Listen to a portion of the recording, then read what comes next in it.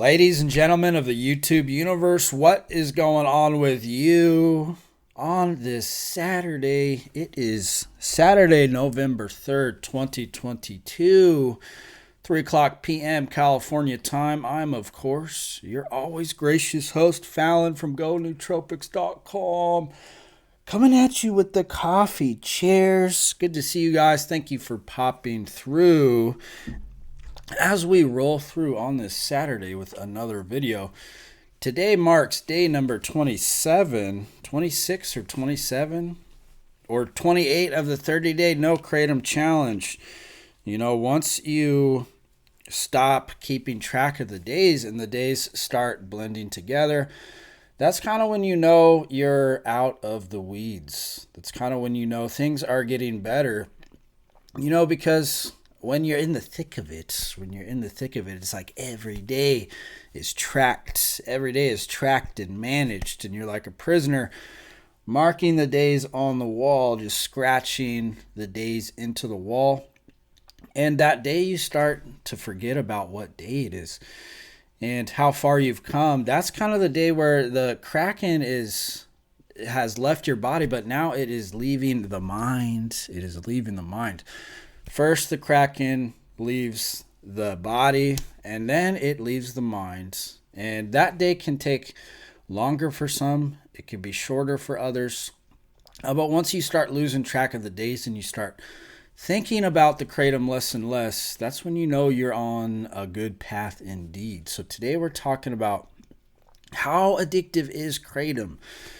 You know, compared to some of these other drugs, compared to some of these other drugs that society accepts, caffeine, alcohol, street drugs, heroin, where does Kratom kind of fall into the scale? And if you look up the definition of addiction, you know, in the old Webster dictionary, it's kind of a convoluted thing. You have addiction, you have dependence, you know, you have all these things that kind of all mean the same thing.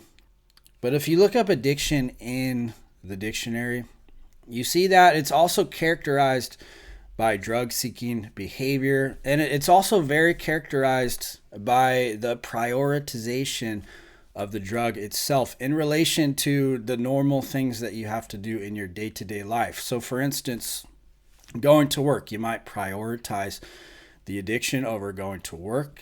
You might prioritize the addiction over some very important things in your life, you know. And then you have all these different drugs which all produce dependence to a certain degree, right? Even caffeine produces dependence, something as benign as caffeine. Now we could argue just how benign is caffeine. In my opinion, it's a very strong stimulant.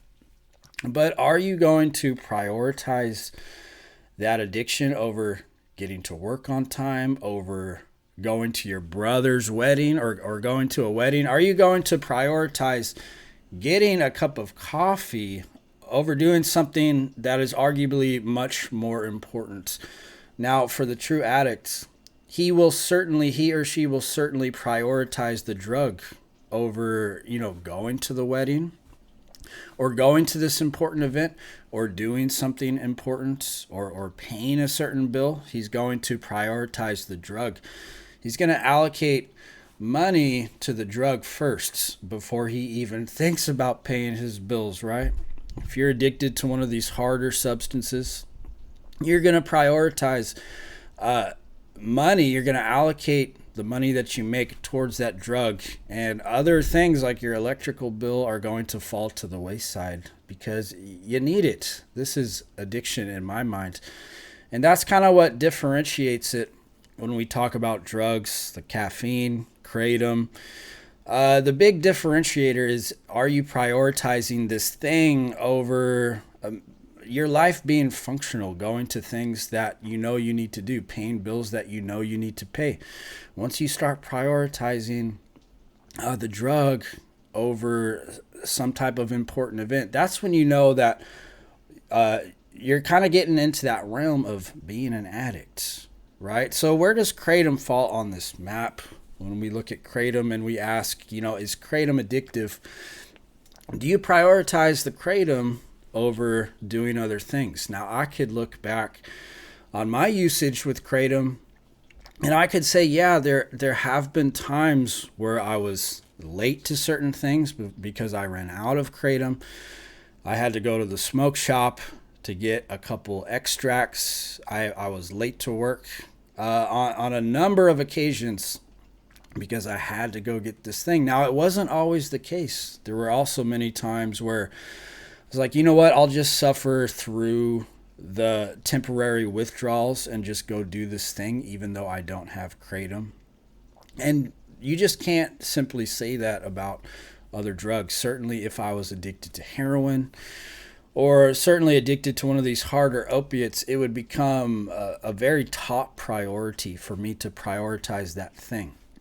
But in the case of Kratom, there were times where I just kind of went the day without it. And then there were other times where I did prioritize getting the Kratom first, going to the smoke shop first before I went and did the thing. And as a result, I was late. So as you can see, there are degrees to the beast, right? There are degrees. Kratom is certainly not going to destroy your life, but in some cases, you are going to prioritize taking the Kratom over being on time in some cases. And I'm sure that some of you guys can relate to this, perhaps going to the smoke shop to get some subpar Kratom because your online Kratom hasn't come in yet. That's like a common experience. Taking inferior Kratom because you just can't wait for the good stuff to come in, the goody. You can't wait for it, so you go to the smoke shop, you get some subpar Kratom until your good stuff comes in. You might be a little late for work or to an event because you ran out, so you got to drive to the smoke shop to get it. And caffeine has a similar quality, right? How many people are late for work because they're in line at Starbucks? How many people are late for something because they're in line and, they need their caffeine fix. They need their coffee fix for the day. But are you going to miss your brother's wedding? Are you going to miss your wedding? You're the best man at a wedding. Are you going to miss that event because you don't have any Kratom? Probably not. Are you going to miss that event because you couldn't hop in to the line at Starbucks for your coffee? Probably not. So there is a degree to this. There is a degree to which you prioritize certain things. Are you going to miss the wedding because you're going through heroin withdrawals and you need to meet up with the plug? Of course you are. Of course you are. So you could see how certain opioids, certain drugs exist in a different category than Kratom, than caffeine, etc., etc., etc. I would say the compulsion to to maybe taking Kratom over caffeine is certainly a little stronger. Certainly a little stronger. When I was taking Kratom not too long ago, in the past, not too far away, I would much rather take the Kratom than the caffeine. In fact, Kratom completely replaced my consumption of coffee, of caffeinated beverages when I was on the Kratom. I used far less coffee, a lot less coffee. And now that I'm off of the Kratom, I'm certainly becoming more reliant upon my daily cup of coffee, certainly becoming more reliant on caffeinated beverages. But in terms of prioritizing, if I missed my cup of coffee in the morning, I had to get up and go. It wasn't a big deal. It wasn't a big deal. But if I missed my morning Kratom usage, that presented a little more of a nagging problem. You miss your cup of coffee, or at least if I miss my morning cup of coffee, it's not the end of the world. I'll go to work. Maybe be a little more tired, maybe a little more moody. But if you miss your Kratom dosage, it's kind of like a little nag. It's like a nag in the back of your brain. And I would say that's the other indicator, is how much missing your dose nags at you, right? If you miss your coffee, it's like, yeah, is it going to nag at you a little bit? Certainly. If you miss your Kratom dose, well, it's going to nag at you just a little bit more. isn't it? Doesn't Kratom just nag at you just a little bit more? It's like that monkey on your back. But if you miss your dose of heroin, or you miss your dose of name any type of opiate you could think of, how much bigger of a nag is that, right? Or if you're missing your nighttime alcohol cap, or maybe you're an alcoholic, you drink during the day. If you miss that dose, you're in big trouble, baby. You're in big trouble. So degrees of nagging, degrees of prioritizing the thing over things that you have to do, things that you have to go to, important events that you have to go to. How do you prioritize those events in relation to the drug? That kind of, for me, logically determines, well, how addictive is the thing you're taking, right? How do you prioritize it? And then I would say other aspects of how addictive something is, do you hide it? Do you hide the thing? When you take your Kratom, is it like the secret thing, right? When you drink your coffee, is it like the secret thing? And certainly there's probably coffee drinkers out there who they drink coffee all day long, and it's kind of like this thing where, okay, he had 1 cup, he had 2 cups, he had 3 cups. And man, this guy's drinking coffee all day long. And that, for the coffee addict, might produce a little bit of a, like, man, maybe I'll just drink this one in private. Now that's kind of like an off the wall case. I don't think that happens too much, but it could. But certainly with Kratom, you might hide your usage, right? And certainly for the alcoholic will hide his drinking. The heroin addict certainly is not going to shoot up his heroin at some type of event. He's going to go and he's going to find a hole to hide in and shoot up. And the same goes for Kratom. Are you going to bust out your Kratom in front of everybody and take your Kratom right there? You might. There's certainly a degree of, well, if I do this thing, I've got to go hide it. Now, is it going to be the end of the world if people find out about this? Is it going to be the end of the world if my family finds out? So to the degree of kind of shame you feel about taking the thing. And you could say, oh, well, that's just kind of the societal perspective of how society views things like Kratom. Certain drugs are acceptable. Alcohol is acceptable. But even though it's legal, certainly people are going to look at you, right, if you're drinking during the day. So even though it's legal, you can go to the store and buy it. Isn't there a degree of people are going to be looking at you if you're drinking right away in the morning? If you get up right in the morning and you're drinking, isn't that going to set off some red flags with the people around you? If you drink a cup of coffee in the morning, certainly that's not going to garner any negative looks. If you're drinking coffee throughout the whole day, certainly by society standards, some people might look at you and say, man, this guy is really hooked on this caffeine. But at the same time, it's not going to be a big deal. Not a lot of people know about Kratom.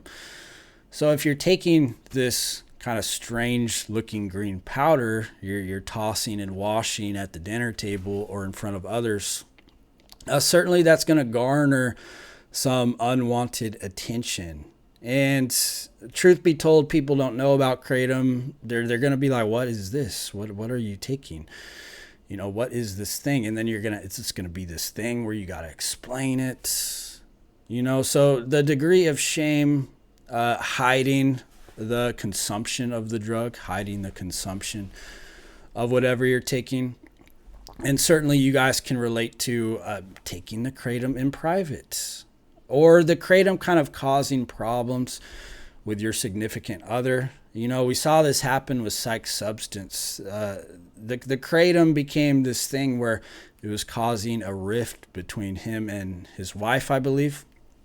And so certainly he probably had to go take the Kratom in private, take it in the bathroom, take it in his studio, this and that. So to the degree by which you have to hide the thing, even though Kratom is not going to destroy your life, one indicator of just how addictive it is if you have to go and do it in hiding, which makes you ask yourself, why are you taking this thing that you feel so ashamed about, right? This is the addiction, even though it's not as addictive as some of these opioids, some of these other drugs. There is a degree to which you hide it and you feel kind of a sense of shame around the consumption of the thing. That's another characteristic on the scale of, how addictive something is. So Kratom, I would place it slightly above coffee. Certainly nowhere near the ballpark of these harder drugs, the opioids, the alcohol, these other narcotics. Certainly nothing like that. But it is addictive. I would say slightly higher than coffee. Not going to destroy your life, but will, in my experience, kind of numb you out, kind of get you into a brave new world type zone where life is just slowly passing you by. You're on the river of life. The Kratom is numbing you, things you should be prioritizing in your life, things you should be getting done. You're kind of not doing because you're in a subtle haze. And yeah, you could be functional on Kratom and you could go to work on Kratom. Of course, nobody's going to know. But internally, deep down, this thing is numbing you. You're not attacking things in your life that you should be attacking. You're not getting things done. Certainly, you're paying the bills. But are you fully present? Are you fully present with your family? Are you fully present for the people around you? And I think this is why Kratom can cause problems. If you're in a relationship, it's not going to cause major problems. But if you're taking this thing, the other person is going to notice. Once, you're addicted to Kratom, you're taking it 4 or 5 times a day by the spoonfuls. Certainly, they're going to pick up on that. Certainly, they're going to see you kind of get lulled into this subtle haze. And the vibration is, they're going to feel that off of you. They're going to feel that you're just slightly numbed out, that you're just slightly not as present as you used to be. And yeah, it's not the end of the world. Yeah, you're functional. But you draw that out on a long enough timeline. And I would say for most people, you're better off quitting. And I'm going to do a video kind of highlighting, should you stay on Kratom? Should you stay on Kratom for life? This is a question I had. Well, should I just keep taking Kratom for life, baby? Why not just take this thing for life? What are the pros and cons to staying on Kratom? What are the pros and cons to not taking Kratom in your life? And just what are the risks involved? What are the potential, upsides, the downsides?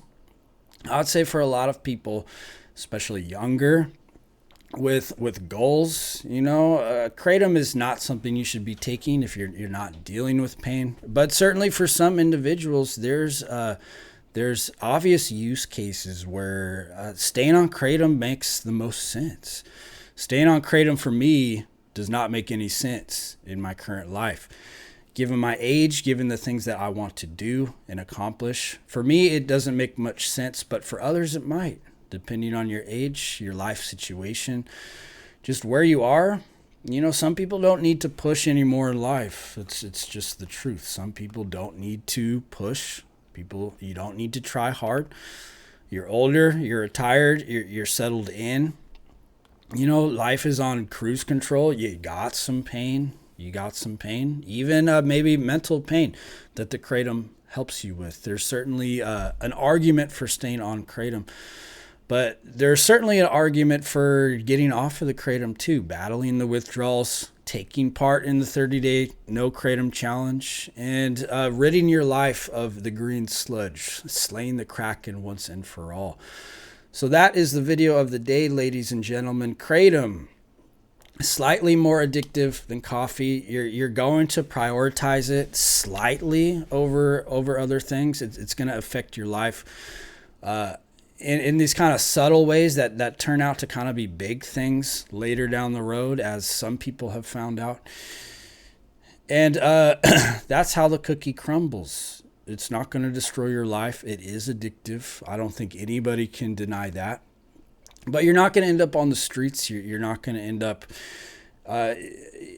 prostituting your body out for Kratom. Certainly not. Certainly not. But not without its risks. So that is the video, my friends. As always, Fallon, GoNootropics.com. Thank you for watching. Thank you for subscribing. And I will see you very soon. Peace.